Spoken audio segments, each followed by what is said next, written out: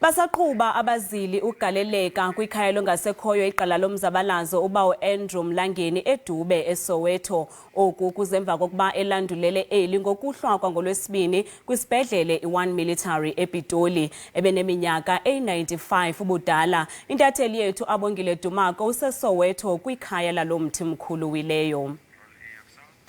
Ewe kaloku sivakele isithonga sokuwa komthi omkhulu iqala lenkululeko.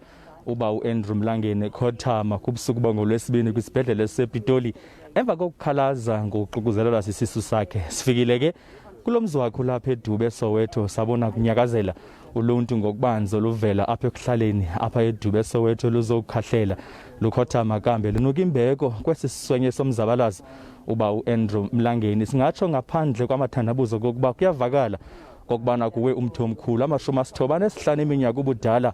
Kuyavakala ke kubonakala kambe nalapha ekuhlaleni kokuba kukhona isithonge sivakeleyo. Sifikile ke ngenhlaziyana namhlanje kwelikhaya lakwaDube sabona uluntu luthe thandalala kuquka kambe nabezomkhosi endibona uba bazokhangela ucwangco koba nezinto zihamba kakuhle na.